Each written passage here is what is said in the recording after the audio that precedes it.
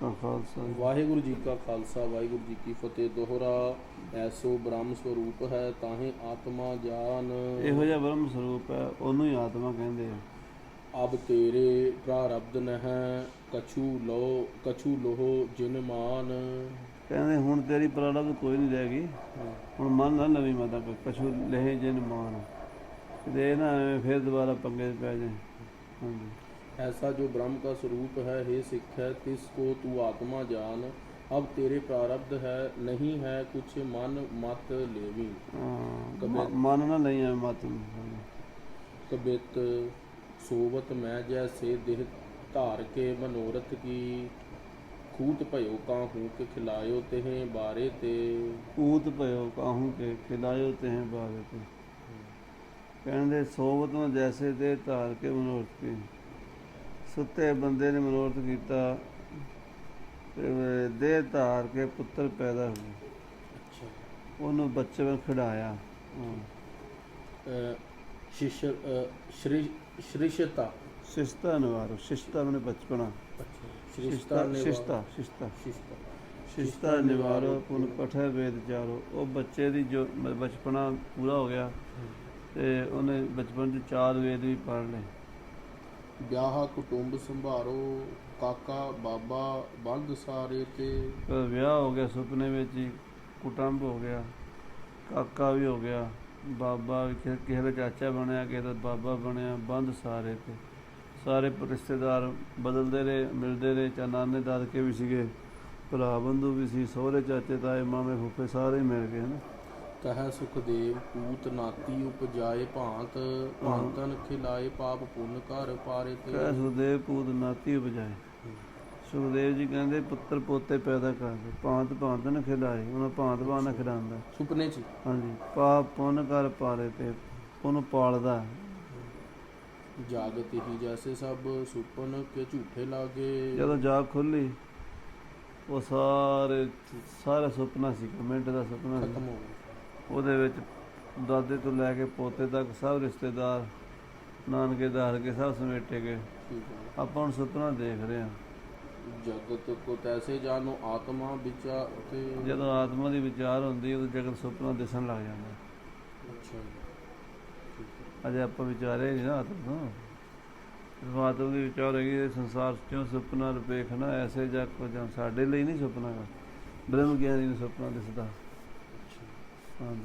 यह इस प्रकार है कि जैसे सुते हुए के मनोरथ की देह धार के पुत्र पैदा हुआ तो इसको बाल्यावस्था में खिलाया, बाल्यता निवार के फिर यौवन में हो कर चारों वेद पढ़ लिए।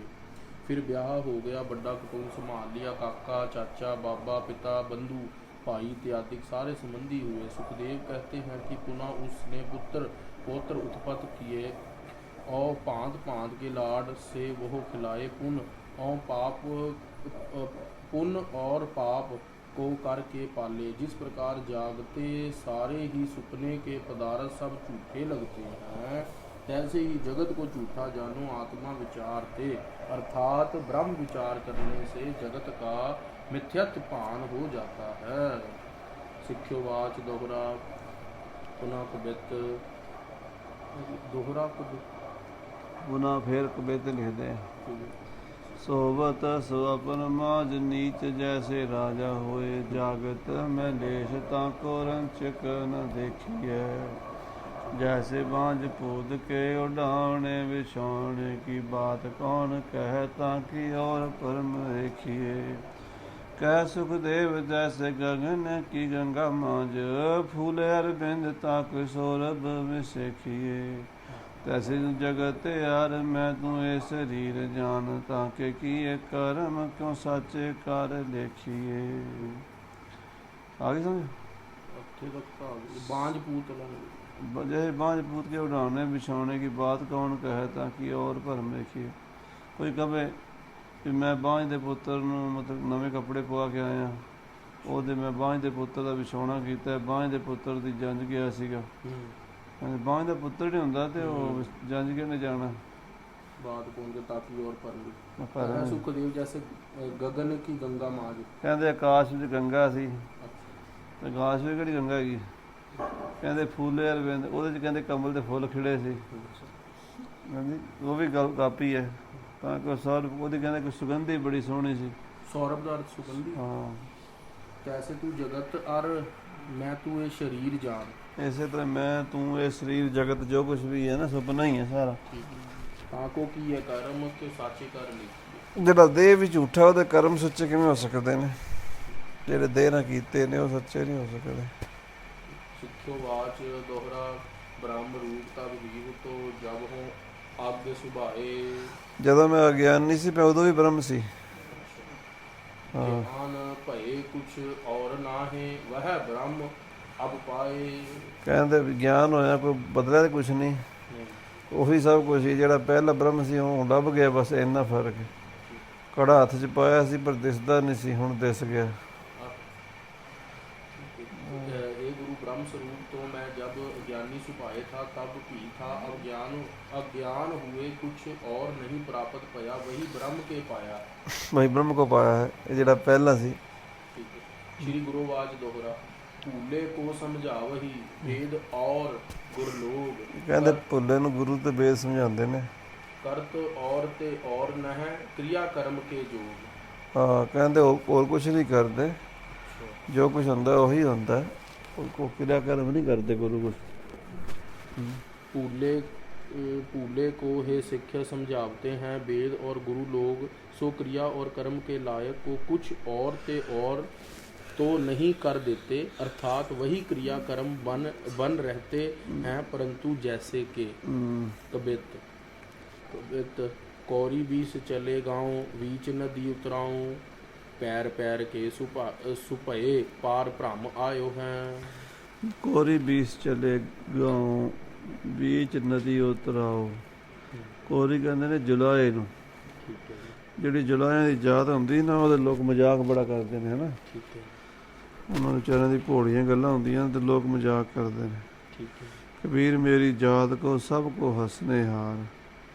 ਕੋਈ ਜੋਕ ਕਰਨਾ ਹੋਵੇ ਜੁਲਾਇਆਂ ਦੇ ਕਰ ਦਿੰਦੇ ਨੇ। ਇਹ ਵੀ ਜੁਲਾਇਆਂ ਦਾ ਜੋਕ ਬਣਿਆ ਹੋਇਆ ਪੁਰਾਣਾ। ठीक है जी। 20 ਜੁਲਾਏ ਤੁਰੇ ਸੀਗੇ, 20 'ਚ ਨਦੀ ਉਤਰਾਓ। ਹਾਂਜੀ, ਨਦੀ ਦੇ ਵਿੱਚ ਜਦੋਂ ਆ ਗਿਆ ਰਸਤੇ ਨਦੀ ਆ ਗਈ, ਪੈਰ ਪੈਰ ਕੇ ਸੁਭਏ ਪਾਰ। ਪੈਰ ਮੈਨੇ ਤਰ ਤਰ ਕੇ ठीक है ਨਦੀ 'ਚੋਂ ਪਾਰ ਹੋ ਗਏ। ਭਰਮੇ ਆਇਓ ਹੈ, ਉੱਥੇ ਉਹਨਾਂ ਨੂੰ ਭਰਮ ਪੈ ਗਿਆ। ਭਰਮ ਇਹ ਪੈ ਗਿਆ ਵੀ ਅਸੀਂ 19 ਰਹਿ ਗਏ ਹਾਂ, 20ਵਾਂ ਬੰਦਾ ਕਿੱਥੇ ਹੈ? अच्छा ਜੋ ਹੀ ਗਿਣ ਦੇਖਿਆ, ਜਿਹੜਾ ਉਹਨਾਂ 'ਚ ਗਿਣਨ ਤੇ ਲਾਇਆ कोई ਉਹ ਆਪ ਕੋਲੋਂ ਦੇਖਿਆ। ਉਹ ਦੂਜੇ ਤੇ 19 ਗਿਣ ਲੈਂਦਾ, ठीक है जी। ਆਪਣੇ ਆਪ ਨੂੰ ਗਿਣਦਾ ਨਹੀਂ। ਇੱਕ ਬੂਢੇ ਹੋ ਵੇਖਿਆ, ਇੱਕ ਬੰਦਾ ਡੁੱਬ ਗਿਆ, ਮਹਾ ਸ਼ੋਕ ਬਜਾਏ ਹੋਏ, ਸਾਰੇ ਰੋਣ ਲੱਗ ਪਏ। अच्छा ਔਰ ਜਦ ਪੰਥੀ ਆਏ, ਇਹਨਾਂ ਨੂੰ ਸੁਪ੍ਰੀਤ ਸਿੰਘ ਵਰਗੇ ਕੋਈ ਆ ਗਏ ਸਿਆਣੇ ਬੰਦੇ, ठीक है जी। ਉਹ ਕਹਿੰਦੇ ਤੁਸੀਂ ਰੋਵੋ ਨਾ, ਨਿਆਰੇ ਨਿਆਰੇ ਸਮਝਾਏ। अच्छा ਉਹਨੇ ਖੜੇ ਕਰ ਲਏ, ਆ 20 ਗਿਣ ਕੇ ਬਤਾਏ ਤਬ ਸੁਖ ਪਾਇਓ ਹੈ। ਉਹਨੇ 20 ਦੇ 20 ਗਿਣ ਕੇ ਕਿਹਾ ਆ 20ਵਾਂ ठीक है ਜਾਂ 10ਵਾਂ ਜੋ ਵੀ ਕਹਿੰਦੇ ਨੇ, ਤਬ ਸੁਖ ਪਾਏ। ਕਹਿੰਦੇ ਉਹ ਆਪਾਂ ਨੂੰ ਵਹਿਮ ਪਿਆ ਸੀ, ਬੰਦਾ ਤੇ ਪੂਰਾ ਹੀ ਹੈ। ਐਸੇ ਸੁਖਦੇਵ ਗੁਰੂਦੇਵ ਉਪਦੇਸ਼ ਕਰ ਤੇਰੋ ਹੀ ਸਰੂਪ ਫਿਰ ਤੋਏ ਕੋ ਬਤਾਇਓ ਹੈ। ਇੱਦਾਂ ਤੋਰਾ ਆਪਣਾ ਸਰੂਪ ਹੀ ਭੁੱਲਿਆ ਸੀਗਾ ਤੇ ਗੁਰੂ ਨੇ ਆ ਕੇ ਕੰਮ ਕੀਤਾ ਵੀ ਉਹ 20ਵਾਂ ਦੱਸਦਾ ਵੀ ਤੂੰ ਹੈ। ठीक है जी। ਸੋ ਪ੍ਰਭ ਦੂਰ ਨਹੀਂ ਪ੍ਰਭ ਤੂੰ ਹੈ।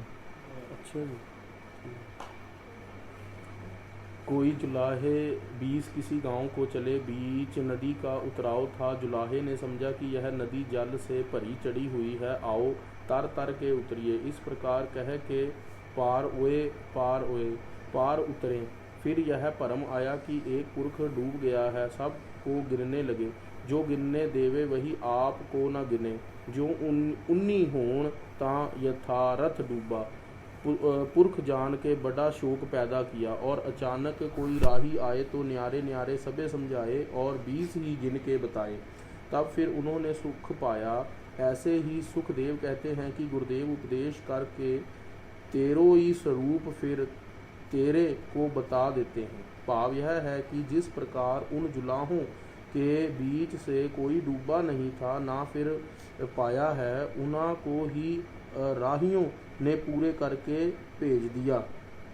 इसी प्रकार गुरु ने गुरु ने ना तो कुछ दिया है ना कुछ गया ही था, परंतु जो भ्रम हो रहा था वही दूर करके तेरा ही स्वरूप फिर तेरे को समझा दिया।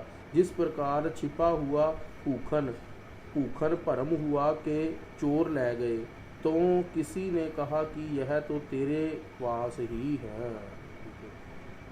सिक्ख्योवाच दोहरा, जान्यो तब प्रसाद ते अपनो आत्म रूप, अनुभव का सो कहत हैं अब ज्ञान अनूप। ਤੇਰੀ ਕਿਰਪਾ ਨਾਲ ਗੁਰੂ ਜੀ, ਤੁਹਾਡੀ ਕਿਰਪਾ ਨਾਲ ਆਤਮਾ ਸਰੂਪ ਜਾਣ ਲਿਆ। ठीक है। ਅਨੁਭਵ ਕਿਸ ਨੂੰ ਕਹਿੰਦੇ ਨੇ ਤੇ ਵਿਗਿਆਨ ਕਿਹਨੂੰ ਕਹਿੰਦੇ ਨੇ? और विज्ञान प्रश्न, हे गुरु, आपकी कृपा से अपना आत्म स्वरूप तो जान लिया है, परंतु अब यह कहो कि अनुभव किसे कहते हैं और विज्ञान उपमा से रहित किसको कहते हैं? श्री गुरुवाच दोहरा, सत चित्त जानत ब्रह्म को, तो लो कहियत ज्ञान, ब्रह्म आप ही गोलक है सो विज्ञान विधान। ਜਦੋਂ ਪਰੋਕਸ਼ ਗਿਆਨ ਸੀ ਵੀ ਸੱਚਿਤ ਬ੍ਰਹਮ ਹੈ, ठीक है जी। ਉਹਦਾ ਗਿਆਨ ਹੈ, ਪਰ ਜਦੋਂ ਆਪਣੇ ਆਪ ਨੂੰ ਜਾਣ ਲੈਂਦਾ ਉਹਦਾ ਵਿਗਿਆਨ ਹੈ।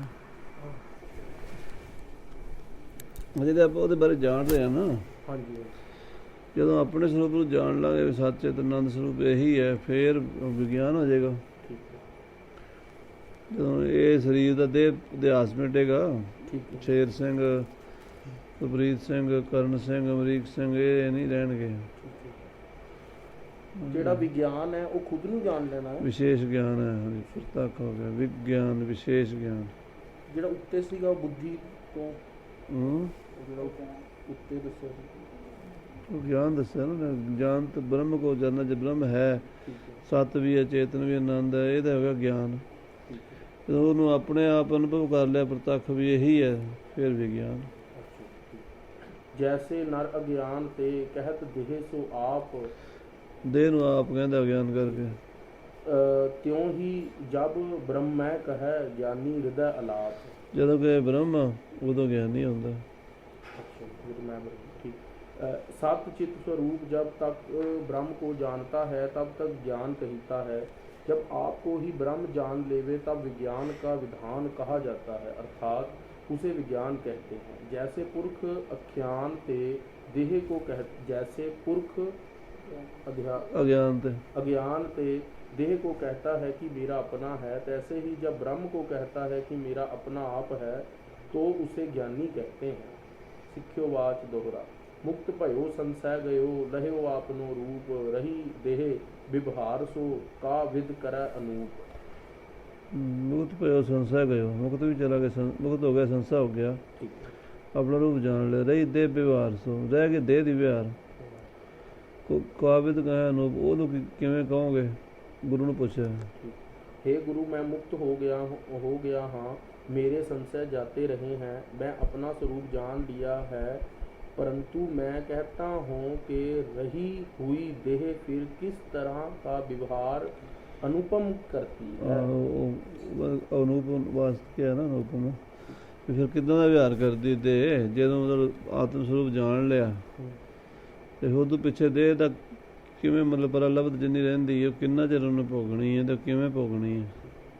श्री गुरुवाच दोहरा, भांत भांत भोगन करੈ ਕਹਿ ਦਿਗ ਅੰਬਰ ਹੋਏ। ਕਹਿੰਦੇ ਹੁਣ ਭਾਵੇਂ ਉਹ ਭਾਂਤ ਭਾਂਤ ਦੇ ਭੋਗਾਂ ਨੂੰ ਭੋਗੀ ਜਾਵੇ, ਯਾਨੀ ਰਾਜਾ ਮਹਾਰਾਜਾ ਬਣ ਜੇ ਜਨਕ ਦੀ ਤਰ੍ਹਾਂ, ਜਾਂ ਫਿਰ ਦਿਗ ਅੰਬਰ ਹੋਵੇ, ਪੂਰਾ ਨੰਗਾ ਹੋ ਕੇ ਸਾਧ ਫਿਰ ਕੇ ਜੰਗਲ ਚਲਾ ਜਾਵੇ। ਪਾਪ ਪੁੰਨ ਲਾਗਿਆ ਨਹੀਂ ਜੋ ਜਨ ਕਾਦਿਕ ਜੋਏ।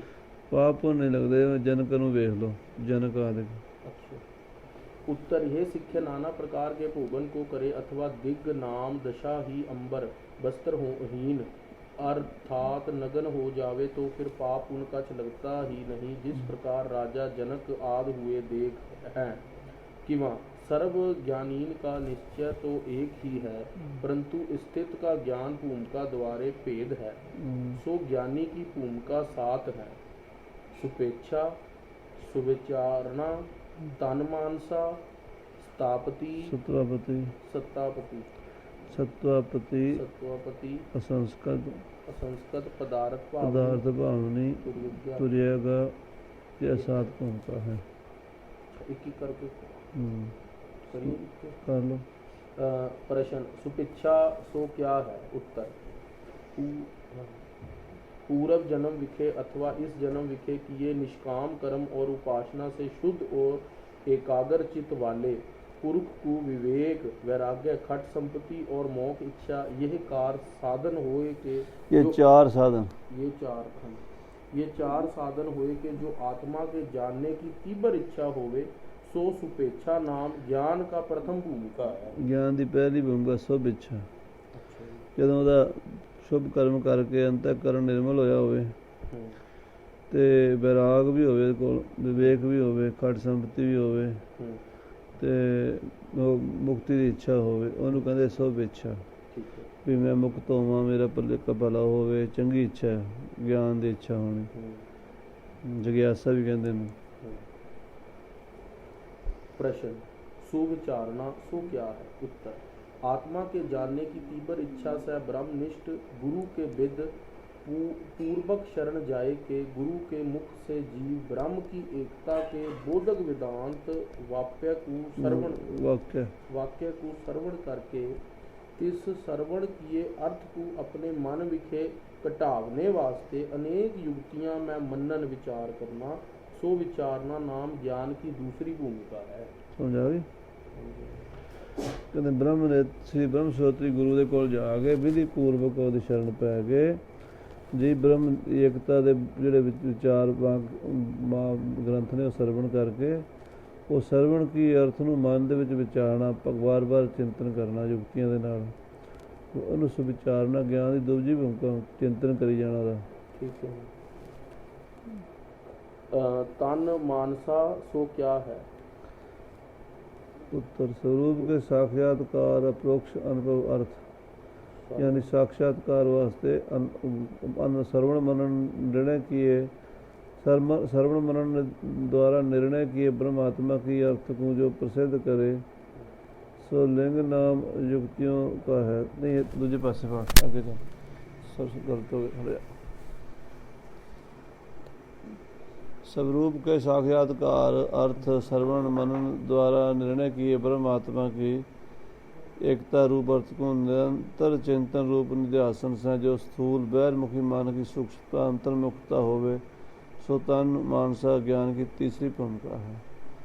कहते ਜਦੋਂ ਜੋ ਸਰਵਣ ਮਨਨ ਕੀਤਾ ਗਿਆ ਅਰਥ ਹੈ ਨਾ, ਉਹਦੇ ਨਾਲ ਜੋ ਨਿਰਣੈ ਕੀਤਾ ਹੈ ਬ੍ਰਹਮ ਆਤਮਾ ਦੀ ਏਕਤਾ ਦਾ, ਬ੍ਰਹਮ ਤੇ ਆਤਮਾ ਦੀ ਏਕਤਾ रूप अर्थ को निरंतर चिंतन रूप बार बार चिंतन निध्यासन से ਉਹਨੂੰ ਕਹਿੰਦੇ ਨਿਧਿਆਸਨ। ਸੋ ਜੋ ਸਥੂਲ ਬਾਹਰ ਮੁਖ ਮਨ ਦੀ ਸੁਖਲਾ ਬਾਹਰ ਮੁਖ ਤੇ ਅੰਤਰਮੁਖਤਾ ਹੁੰਦੀ ਹੈ, ਹਾਂਜੀ ਬਾਹਰ ਮੁਖ ਹਟ ਜਾਂਦੀ ਮਨ ਤੇ ਅੰਤਰਮੁਖੀ ਹੋ ਜਾਂਦਾ। ਠੀਕ ਹੈ। ਉਹ ਤਨ ਮਾਨਸਾ ਗਿਆਨ ਦੀ ਤੀਸਰੀ ਭੂਮਿਕਾ ਹੁੰਦੀ ਹੈ। ਤਨ ਮਾਨਸਾ ਇੰਨੇ ਕਰਨਾ। ਹਾਂਜੀ ਠੀਕ ਹੈ। ਵਾਹਿਗੁਰੂ ਜੀ ਕੀ ਫਤਿਹ।